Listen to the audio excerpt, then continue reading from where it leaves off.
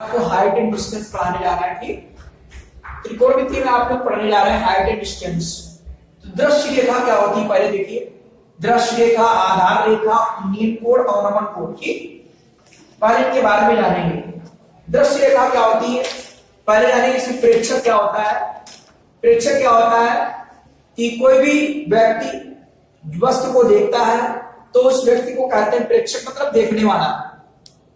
तो दृश्य रेखा क्या होती है कि जैसे आपका ये कोई प्रेक्षक है, ये कोई प्रेक्षक है, ठीक है, और ये किसी वस्तु को देख रहा है। ये वस्तु है यहाँ पर, ठीक, मान ले आम लगे भैया यहाँ पर, ठीक, ये आम लगे तो ये वस्तु है। इसको यहाँ पर ये प्रेक्षक है, देख रहा है। तो वस्तु से उसकी आंख, ये हमारी वस्तु है, और ये इसकी आंख को जो मिलाने वाली रेखा होगी वही कहलाती इसकी दृश्य रेखा की। ये आपका ये कोई वस्तु है और ये इसकी प्रेक्षक की आंख है, और इसको मिलाने वाली रेखा कहलाती है आपकी दृश्य रेखा की। अब कहलाती आधार रेखा क्या होती है कि प्रेक्षक की दृश्य से, प्रेक्षक की दृश्य से जाने वाली वहां क्षैतिज रेखा, जैसे ये क्षैतिज रेखा की, और ये हमारी कोई वस्तु थी यहां पर, ये कोई वस्तु खड़ी है, और ये क्या है प्रेक्षक की आंख।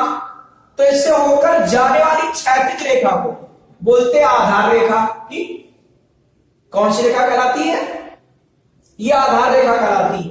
और उन्नयन कोण क्या होता है कि जब कोई वस्तु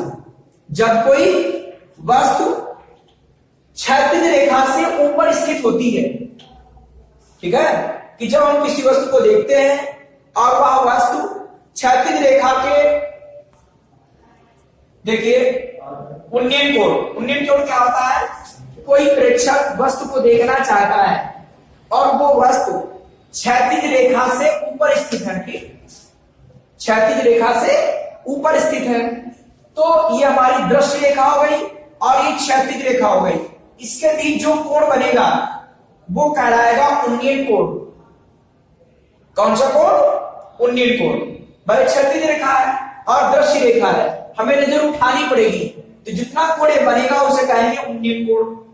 और अवनमन कोण क्या होता है, ठीक, अवनमन कोण कि यदि प्रेक्षक किसी वस्तु को देखता है, यदि प्रेक्षक, ये प्रेक्षक की यहां पर आंख है, किसी वस्तु को देखता है और वो क्षैतिज रेखा से नीचे स्थित है, जैसे यहां पर स्थित है, ठीक, तो इस समय क्या होगा कि हमारी क्षैतिज रेखा है और दृश्य रेखा हमारी होगी, क्योंकि यहां पर वस्तु ये स्थित है। ऐसे टी हो गई हमारी प्रेक्षक की आंख है, और ये हमारी कौन सी रेखा हो गई, दृश्य रेखा, और ये कौन सी रेखा है, क्षैतिज रेखा हो गई, आधार रेखा। तो इस समय जो कोण, झुकाव कोण बनेगा, मतलब ये जो कोण बनेगा ये कहलाता अवनमन कोण। तो अवनमन का मतलब होता है घटना, ठीक, ये कहलाता अवनमन कोण।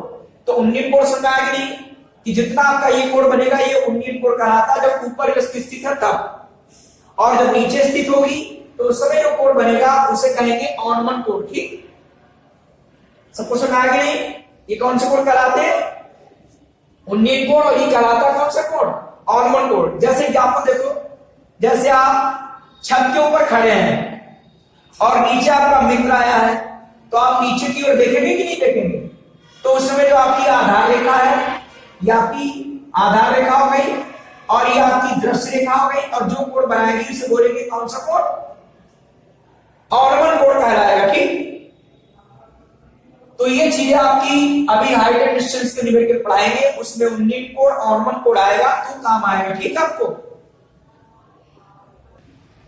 देखिए पहला क्वेश्चन है हाइट एंड डिस्टेंस का कि 6 मीटर ऊंचे एक खंबे की छाया, यह आपका 6 मीटर ऊंचा एक खंबा है, 6 मीटर ऊंचा आपका एक ये खंबा है। 6 मीटर ऊंचे एक खंबे की छाया भूमि पर इतने मीटर लंबी है, तो खंबे की छाया होगी, तो खंबे की छाया भूमि पर होगी, ऐसे कि नहीं, ये छाया बनती है, आपने देखा होगा कि खंबा खड़ा है और आपका सूरज इधर है तो छाया इधर बनती है, ठीक है। छाया कितनी है, 2√3 मीटर कह रहा है तब उस समय सूर्य के उन्नयन कोण का मान पूछ रहा है। ठीक, ये आपका सूर्य यहां पर है, ये आपके सूर्य है। ठीक, इस तरीके से तो कह रहा है इसका उन्नयन कोण क्या होगा। ठीक, तो खंबा आप देखते हो 90 डिग्री पर ही सभी खंबे होते हैं। कुछ अपवाद है कि आपके मोहल्ले मान लो टेढ़े हो, कोई दिक्कत नहीं, लेकिन सामान्यतः 90 पर होते हैं। ठीक, खंबा आपका 6 मीटर ऊंचे है। आपकी इसकी छाया कितनी है, 2√3 मीटर है। कह रहा उन्नयन कोण ज्ञात करो, तो उन्नयन कोण थीटा मान लिया। तो यहां पर मान लिया, माना सूर्य का उन्नयन कोण, माना सूर्य का उन्नयन कोण थीटा। ठीक है, लिख देंगे समकोण त्रिभुज एबीसी में, एबीसी में हम ऐसा सूत्र लगाएं जिसमें ये भुजा मान ये भुजा होती है। तो लंब भुजा है और ये आधार भुजा है, तो सूत्र के कौन सा लगा दे, tan थीटा। भाई tan थीटा बराबर क्या होगा, लंब बटे आधार। लंब आपका क्या है, AB है, आधार क्या है, BC है। तो लंब क्या हुआ 6, BC क्या हुआ 2√3। ये आपका tan थीटा है। ठीक, ये आपका कट गया, 3 आ गया, 3/√3। इसकी कंडीशन करने के लिए √3 से ऊपर नीचे गुणा कर देंगे। ठीक, परिवर्तन कर दिया तो ऊपर आ गया 3√3, नीचे √3 गुणा कितनी है 3 आपका कैंसिल आउट हो गया। tan थीटा बराबर √3, tan थीटा बराबर आपका आया tan 60, आपका आ गया थीटा बराबर 60 डिग्री। नीचे लिख सकते हो, अतः सूर्य का उन्नयन कोण बराबर 60 डिग्री। ठीक, तो हाइट एंड डिस्टेंस के न्यूमेरिकल लगने में अधिकतर tan का यूज होगा, tan cot। ठीक है, कि tan थीटा बराबर आपका ये भुजा मानी भुजा, आपका थीटा बराबर 60 आ गया, अतः सूर्य का उन्नयन कोण 60 डिग्री। ठीक,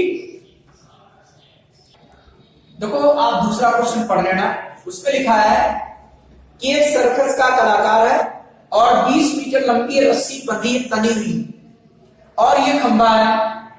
तो खंबे की ऊंचाई पूछ रहा है और कोण यहां पर 30 डिग्री बन रहा है। तो देख लीजिए, ये लंब भुजा है और ये कर्ण भुजा है, तो इसमें साइन लग जाएगा, कोई दिक्कत नहीं। अधिकतर बताया कि आगे tan लगेगा, लेकिन यहां साइन लग रहा तो साइन लगा दो। क्या मान लेंगे, माना खंबे की ऊंचाई, माना खंबे की ऊंचाई कितनी आएगी h मीटर, तो खंबे की ऊंचाई h मीटर हो गई। ठीक, अब आप इसमें लिख दीजिए समकोण त्रिभुज एबीसी में बताओ क्या आएगा, sin 30 बराबर लंब बटे कर्ण। लंब आपका AB है, कर्ण आपका AC है, sin 30 मान 1/2 होता है। लंब भुजा क्या है H, और लंब आपका ये हो गया H, कर्ण का आपका 20, ये कर्ण दिया हो गया 10, H बराबर आ गया 10 मीटर। अतः खंबे की ऊंचाई 10 मीटर है। ठीक, अतः खंबे की ऊंचाई 10 मीटर। आपका ये दूसरा क्वेश्चन हो गया। ठीक, क्वेश्चन नंबर 3 आपका, भूमि से 60 मीटर की ऊंचाई पर एक पतंग उड़ रही है। ठीक, पतंग में लगी डोरी अस्थायी रूप से भूमि के एक बिंदु से बांध दी गई है। ठीक, या बांध दिया गया है। कह रहा भूमि के साथ डोरी का झुकाव कोण 60 डिग्री है। जैसे आपका ये पतंग यहां पर उड़ रही है। ठीक है, ये पतंग उड़ रही है और इसकी डोरी यहां पर अस्थायी रूप से भूमि में लगा दी गई है। भाई आप पतंग उड़ाते हो नहीं ऐसे। ठीक है, ये इसकी डोरी है। कह रहा है झुकाव कोण इसका कितना है, यह आधार रेखा है, इसका झुकाव कोण है 60 डिग्री। या मानकर कि डोरी में कोई ढील नहीं है, मतलब कोई ढील नहीं, बिल्कुल तली हुई डोरी है। ठीक, कह रहा है डोरी की लंबाई ज्ञात कीजिए। आपको डोरी की लंबाई ज्ञात करनी। ठीक, ये डोरी की लंबाई है, डोरी। ठीक, इसकी लंबाई। अब कह रहा भूमि से कितनी ऊंचाई पर उड़ रही थी, ये भूमि है, और इससे कितनी ऊंचाई पर उड़ रही है, 60 मीटर की ऊंचाई पर पतंग उड़ रही है। ठीक, ये आपकी यहां पर पतंग है, ठीक है, और ये आपकी भूमि है। भूमि से 60 मीटर की ऊंचाई पर उड़ रही थी। तो आपने लिया कि आपका ए और बी और सी को हमारा त्रिभुज है, ठीक, और कह रहा है डोरी की लंबाई ज्ञात करना है। तो मान लीजिएगा कि माना डोरी की लंबाई बराबर मान लेते हैं हम x मीटर। तो डोरी की लंबाई हमारी x मीटर हो गई। इसमें लिखते क्या, समकोण त्रिभुज ABC में आप देख लीजिए, ये भुजा आपकी लंब हो गई, ये आपकी कर्ण, कोण के सामने भुजा आपकी लंब हो गई और 90 के सामने आपकी कर्ण भुजा हो गई थी। अब लंब और कर्ण किसमें होता है, साइन में। तो आपका आएगा साइन 60 बराबर लंब बटे कर्ण। लंब कितना है, AB है, और कर्ण क्या है, कर्ण आपका AC है। तो साइन 60 का मान कितना होता है, √3/2, जैसा कि आपको ट्वेल्थ में पढ़ाया गया है। AB भुजा कितनी है, A भुजा आपकी 60 है, और आपकी AC क्या है, AC आपकी क्या है, x है, ठीक, और x का मान मुझे फाइंड आउट करना है। इसमें तिरछी गुणा कर दीजिए, यह आपका आ जाएगा √3x बराबर 60 × 2। आप x निकालेंगे तो √3 मान में आ जाएगा। अब इसका करड़ी जो है वो सरल करेंगे, ठीक, इसकी करड़ी सरल करने के लिए √3 से मल्टीप्लाई करा दीजिए ऊपर नीचे, ठीक। तो ऊपर क्या आ जाएगा 120 √3 और √3 मल्टीप्लाई आपकी 3 आएगी, 3 से कैंसिल आउट हो जाएगा, 40 आ जाएगा। x बराबर आ गया 40√3। 4√3 का मान 1.732 रख के मल्टीप्लाई करो तो दशमलव में आ जाएगा। या आप ऐसे रखिए, ठीक, नीचे लिख सकते हो, अतः डोरी की लंबाई 40√3 मीटर है, ठीक। अतः डोरी की लंबाई कितनी है, 40√3 मीटर है, ऐसे नोट कर सकते हो, ठीक। चौथा क्वेश्चन आपका है, एक सर्कस कलाकार एक ऊर्ध्वाधर खंभे के शिखर से भूमि तक अच्छी तरह से तनी हुई एक रस्सी पर चढ़ रहा है, ठीक। अभी फिगर द्वारा आपको समझाते हैं, पहले क्वेश्चन देख लीजिएगा। यदि रस्सी द्वारा भूमि स्तर के साथ बनाया गया कोण 30 डिग्री है और खंभे के पाद से भूमि स्तर तक बंधी रस्सी के बीच की दूरी आपकी 12 मीटर हो, तो कलाकार द्वारा खंभे के शिखर तक चढ़ने में तय की गई दूरी की गणना कीजिए, ठीक। तो क्वेश्चन को पहले धीरे धीरे समझिए, क्वेश्चन ने पढ़ दिया। अब आपका क्या लिखा है कि एक सर्कस कला का ऊर्ध्वाधर खंभा, यह आपका ऊर्ध्वाधर खंभा है, ठीक, यह आपका खंभा हो गया, और ये खंभे का शिखर है। फिर क्या लिखा है कि खंभे के शिखर से भूमि तक अच्छी तरह तनी एक रस्सी, ये खंभे के शिखर से, और ये भूमि होगी, ठीक है। यहां पर ये पृथ्वी है, यहां तक अच्छी तरह से तनी हुई रस्सी है, ठीक है, ये आपकी तनी रस्सी है, ठीक। फिर क्या लिखा है, यदि रस्सी द्वारा भूमि स्तर के साथ बनाया गया कोण 30 हो, यह आपका 30 डिग्री है, ठीक। कह रहा रस्सी के द्वारा भूमि के साथ कितना कोण बन रहा है, 30 डिग्री कोण बन रहा है, ठीक। और जानते हो खंभा सभी 90 कोण होते हैं, ठीक, आपके परपेंडिकुलर होते हैं, लंबवत होते हैं सभी खंभा, ठीक। समझ रहा है कि नहीं। अब आपके मोहल्ले में खंभा मान लो झुक गया हो, कोई बात नहीं, वैसे 90 पर ही होते हैं सभी, ठीक। उसका आगे क्या लिखा है कि खंभे के पाद से भूमि स्तर पर बंधी रस्सी के बीच, खंभे का पाद क्या होगा, ये पाद मतलब पैर, ये खंभे के पैर है, पाद से भूमि स्तर पर बंधी रस्सी के बीच, ये रस्सी यहां पर बंधी है, इसके बीच का दूरी कितनी है, 12 मीटर दूरी है, ठीक। ये 12 मीटर दूरी है, कह रहा तो कलाकार द्वारा खंभे के शिखर तक चढ़ने के लिए कितनी दूरी तय करेगा। ये कलाकार यहां से चढ़ेगा और कह रहा शिखर तक चलने में कितनी दूरी तय करेगा, ये दूरी में फाइंड आउट करनी थी।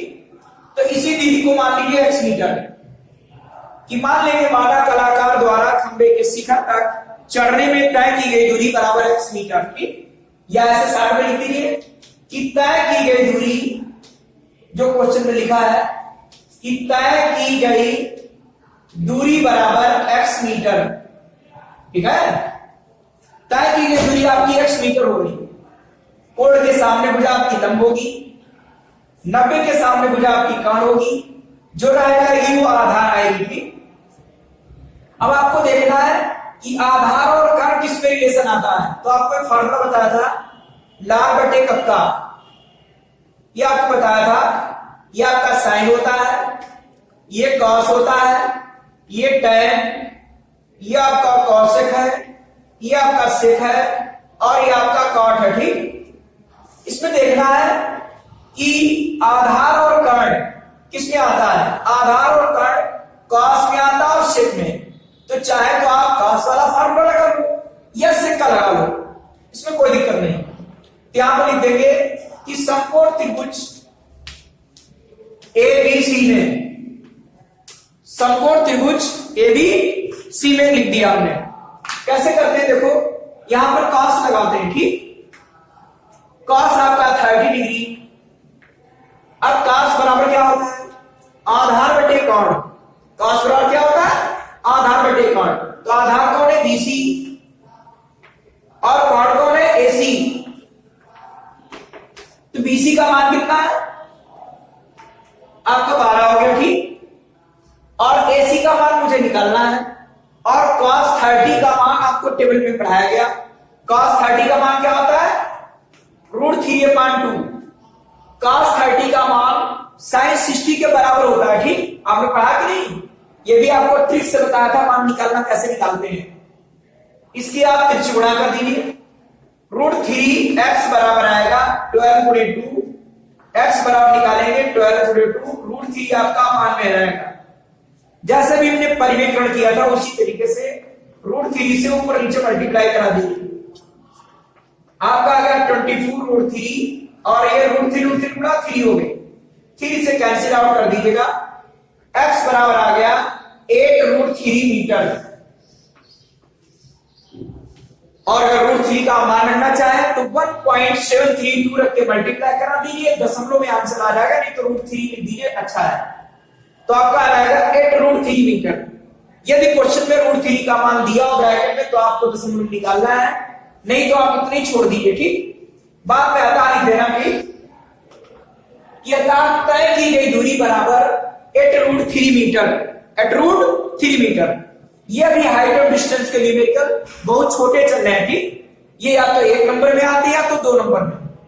आगे भी आपको 4 नंबर वाले न्यूमेरिकल वो थोड़े बड़े बड़े होंगे, ये भी छोटे न्यूमेरिकल आए हैं। पहले इनको सीखिए और इससे संबंधित आपको एग्जाम्पल भी करने और फिर आगे बड़े क्वेश्चन चलेंगे, ठीक।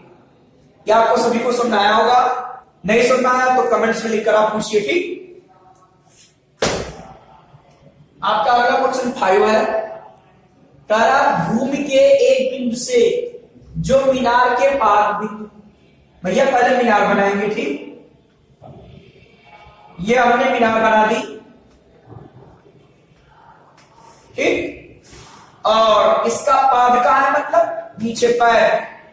कह रहा है मीनार के पाद बिंदु से 30 मीटर की दूरी पर, पाद बिंदु से 30 मीटर दूरी पर, ये 30 मीटर दूरी पर कह रहा है मीनार के शिखर का उन्नयन कोण, मीनार के शिखर का उन्नयन कोण, यहां पर खड़े हैं और यहां से मीनार का शिखर देख रहे हैं, ये उन्नयन कोण हो गया। थीटा करा 30 डिग्री है, 30 डिग्री इंटू करा मीनार की ऊंचाई है, तो मीनार की ऊंचाई पूछ रहा है, ठीक। तो मान लेंगे, माना मीनार की ऊंचाई बराबर h मीटर, ये वाला हो जाएगा क्वेश्चन, ठीक है। ये आपका 90, ये मीनार की ऊंचाई पूछ रहा है, ये आपका लंब हो गया, ये क्या हो गया, आधार। भाई ये लंब हो गया, ये क्या हो गया, आधार। आप tan 30 निकालना, tan 30 बराबर लंब बटे आधार, आधार मालूम आपका लंब निकल आएगा, ठीक। समकोण त्रिभुज एबीसी में tan 30 बराबर लंब बटे आधार आपको लंब मालूम नहीं है, आधार मालूम है, आपका लंब निकल आएगा। ठीक, अगला क्वेश्चन नंबर 6 देख लीजिएगा। क्वेश्चन नंबर 6 कह रहा आंधी आने से एक पेड़ टूट गया, या का पेड़ था, ठीक, या का पेड़ था, और आपने देखा कि एक दिन पहले आंधी आई और ये पेड़ हमारा टूट गया, और ये टूट गया तो ऊपर डट डट रह गया, है ही नहीं, ऊपर बचे ही नहीं, यहां से टूट गया और टूट कर गया कहां, इस तरह उड़ जाता है कि पेड़ का शिखर भूमि को छूने लगता है। पेड़ का शिखर ये वाला टूटा और यहां पर जो है भूमि को छूने लगा, ऐसी कंडीशन। ये यहां पर भूमि है, ये पूरा हमारा पेड़ था, पेड़ और आंधी आई ऊपर से टूट गया, टूटने के बाद जैसे ही आया ऐसे टूट गया और इस तरीके से झुक गया कि यहां पर जो है भूमि को छूने लगा ऊपर वाला सिरा। तो जो भाग हमारा ये होगा, जो लंबाई होगी वही क्रियाई होगी। ठीक, कह रहा है उसके साथ 30 डिग्री का कोण बनाने लगा, बनाने दो, ठीक है। कह रहा है पेड़ के पाद बिंदु की दूरी, जहां पेड़ का शिखर जमीन को छूता है, पेड़ का पाद कहां है ये, और जहां शिखर छू रहा है ये, यही तो है, इसकी दूरी कितनी है, 8 मीटर, 8 मीटर। कह रहा पेड़ की ऊंचाई ज्ञात करो, हमको पेड़ की ऊंचाई निकालना है, पेड़ की ऊंचाई मतलब टोटल एबी ज्ञात करनी थी। तो पेड़ की ऊंचाई कैसे निकलेगी, हमें पेड़ की ऊंचाई ज्ञात करना है। पेड़ की ऊंचाई आपका पूरा पेड़ था, ठीक, और इसकी ऊंचाई निकालनी है, तो पेड़ की ऊंचाई आएगा एबी, और एबी बराबर क्या होगा, एसी प्लस बीसी, और बीसी बराबर है किसके, डीसी के। तो आपको ये वाली भुजा मालूम हो और ये भुजा मालूम हो, तभी आपको पेड़ की ऊंचाई निकल आएगी। ठीक, सबको सुना रहा कि नहीं, तभी पेड़ की निकल कर आएगी ऊंचाई। यहां पर क्या लिखते हैं कि समकोण त्रिभुज CAD में, समकोण त्रिभुज CAD में लगाएंगे। ठीक, CAD में तो आप क्या लगाएंगे, सबसे पहले लगाते हैं हम tan, तो tan बराबर क्या होगा, लंब बटे आधार। ठीक, कि tan 30 डिग्री बराबर क्या आएगा, लंब क्या है CA और आधार क्या है DA। तो tan 30 का मान क्या हुआ, 1/√3, और CA की मान हमको निकालना है, वो निकाल लेंगे हम।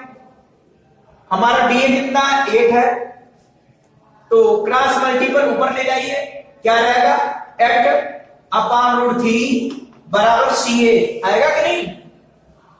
इसकी कंडीशन कर लीजिए, √3 से ऊपर नीचे मल्टीप्लाई करा दो, आ जाएगा 8√3/3, ये हो गया CA।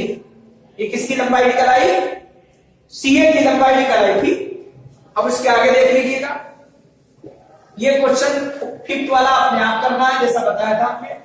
ये क्वेश्चन आपका 6th हो रहा है, CA निकल आई भुजा। अब लगाएंगे cos, आधार बटे कर्ण, ये निकल आएगा। ठीक, अब लगाएंगे इसके बाद cos 30, क्या लगाएंगे, cos 30 बराबर क्या होगा, आधार बटे कर्ण, आधार क्या है DA, या का आधार DA है और कर्ण क्या है DC है। ठीक, या का आधार बटे कर्ण हो गया। ठीक, तो आधार क्या है DA है कितना, 8, DC आपको निकालना है, और cos 30 का मान आपका होता है √3/2, √3/2, इसमें हम निकालेंगे DC, तो DC क्या आएगा, √3DC बराबर 8×16, आपका DC बराबर आ गया 16/√3। करणी को सरल करने के लिए क्या करेंगे, √3 से ऊपर नीचे मल्टीप्लाई कर देंगे, तो आपका रहेगा 16√3/√3 मल्टीप्लाई 3, या आपकी DC निकल आई। ठीक, या आपकी CA निकल आई, या आपकी DC निकल आई। अब क्या लिखेंगे कि पेड़ की लंबाई पेड़ की लंबाई बराबर क्या आएगा बताओ, AB। पेड़ की लंबाई AB बराबर क्या आएगा आपका, AC और plus BC, AC plus BC। BC बराबर क्या आएगा, BC बराबर आपका होगा BC बराबर DC। यहां लिख देंगे प्रश्न से, कैसे, प्रश्न से, प्रश्न में लिखा था टूट कर भाग यहां लग गया, ठीक। तो आपका AC कितना है, AC बराबर आपका दिया है 8√3/3 और DC बराबर क्या है 16√3/3। आप 3 का मतलब ले लीजिए, 8√3 प्लस 16√3, 16 और 8 प्लस कर देंगे 24√3/3। काट दीजिए, 3 हट जा, 8√3 मीटर, 8√3 मीटर। बात को सुना रही, ध्यान दीजिएगा। आपका जैसे जोड़ते हो 8x और प्लस 16x तो 24x आता है, ऐसे 8√3 प्लस 16√3 प्लस कर देंगे तो आपका आ जाएगा 24√3। आप इसको ये काट देंगे, आ जाएगा 8√3। अतः पेड़ की ऊंचाई कितनी आई, 8√3 मीटर। पेड़ की ऊंचाई कितनी आई, 8√3 मीटर। फिर ध्यान दीजिएगा, ये हमारा पेड़ था और आंधी चली, टूटकर इस प्रकार झुक गया कि ऊपर का सिरा पृथ्वी को छूने लगा। यहां पर 30 डिग्री का एंगल बना रहा। पेड़ की ऊंचाई पूछ रहा है, तो ये वाली ऊंचाई लंबाई इसके बराबर होगी कि नहीं होगी, भाई ये तो सिरा टूट कर आया है। तो आप इसमें क्या करेंगे, ऐसे सूत्र लगाएंगे जिससे आपको ये भुजा और ये भुजा मालूम हो जाए। तो हमने पहले टैन लगाया, ये भुजा मालूम हो गई, कास लगाया, ये भुजा मालूम हो गई। पेड़ की ऊंचाई निकालेंगे तो दोनों भुजाओं को जोड़ देंगे और पेड़ की ऊंचाई निकल आएगी, ठीक। और आपको जो है घर से एग्जाम्पल हाइट एंड डिस्टेंस के 1 से लेकर 7 तक आपको करने पड़ेंगे, ठीक। घर से काम है, एग्जाम्पल आपको करने हैं हाइट एंड डिस्टेंस के 1 से लेकर 7 तक, ठीक। और कमेंट्स के जो आपके क्वेश्चन हैं वो आपको नेक्स्ट वीडियो में मिलेंगे, ठीक। देखिए अगला क्वेश्चन 7 है, ये बहुत बड़ा क्वेश्चन है, लिख नहीं रहे इसलिए आप लोग निकाल लेंगे और उसको पढ़ेंगे, ठीक। कि एक ठेकेदार बच्चों को खेलने के लिए एक पार्क में 2 फिसलन पट्टी लगाना चाहता है। 5 वर्ष से कम उम्र के बच्चों के लिए वह एक ऐसी फिसलन पट्टी लगाना चाहता है जिसका शिखर 1.5 मीटर की ऊंचाई पर हो और भूमि के साथ 30 अंश कोण पर झुका हो। जैसे 5 साल से कम बच्चों के लिए ऐसे फिसलन पट्टी है, ये ऊंचाई है 1.5 मीटर की ऊंचाई है। जैसे आपने पार्क वगैरह में टहलने गए होंगे तो वहां देखा होगा फिसलन पट्टी, तो ये फिसलन पट्टी ऐसे होती होगी, ठीक, देखते होंगे इस तरीके से होती होगी, ठीक। कि यहां पर आप बैठे फिसलते हुए चले आए तो फिसलन पट्टी पर चढ़ने के लिए इधर सीढ़ियां होती होगी, ठीक। आप ऐसे देखते होंगे, 5 साल से छोटे होंगे और सीढ़ी पर चढ़ते हुए अपने गए, ये सीढ़ी है, सीढ़ी पर चढ़ते हुए गए और यहां बैठे और यहां आ गए ऐसे, ठीक। ये 5 साल से छोटे बच्चों के लिए है। कह रहा है जबकि इससे अधिक उम्र वाले, मतलब बहुत बड़े वाले बच्चे, कह रहा है जिनकी उम्र 5 साल से ज्यादा हो, वो 3 मीटर ऊंचाई वाले। अब इनके लिए अलग दुकान खोलनी पड़ेगी भैया। इधर 3 मीटर ऊंचाई है, कितने मीटर ऊंचाई है, 3 मीटर ऊंचाई है और ये PQ 3 मीटर ऊंचाई है, ठीक।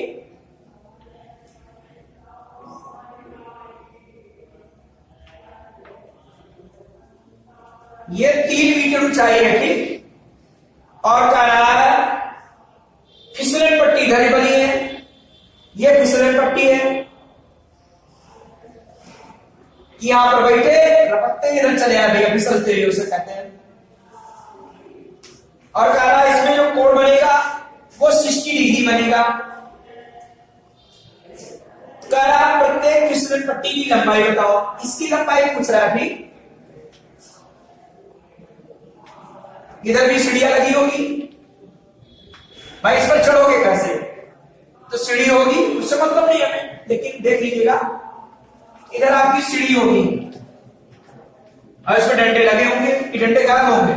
डंडे होंगे तभी तो चढ़ पाओगे। और यहाँ पर आप चढ़ गए और यहाँ पर इसे बैठे फिसलते चले आए, अब बहुत मजा आई फिसलने में भैया। कह रहा फिसलन पट्टी की लंबाई, पहली स्थिति में फिसलन पट्टी की लंबाई और दूसरी स्थिति में फिसलन पट्टी की मुझे लंबाई निकालना है, ठीक? तो आप देख लीजिएगा प्रत्येक स्थिति में यहां पर लिखेंगे प्रथम स्थिति के लिए, प्रथम स्थिति के लिए फिसलन पट्टी की लंबाई आप निकालेंगे। प्रथम स्थिति के लिए फिसलन पट्टी की लंबाई बराबर x मीटर, यह x मीटर है, ठीक?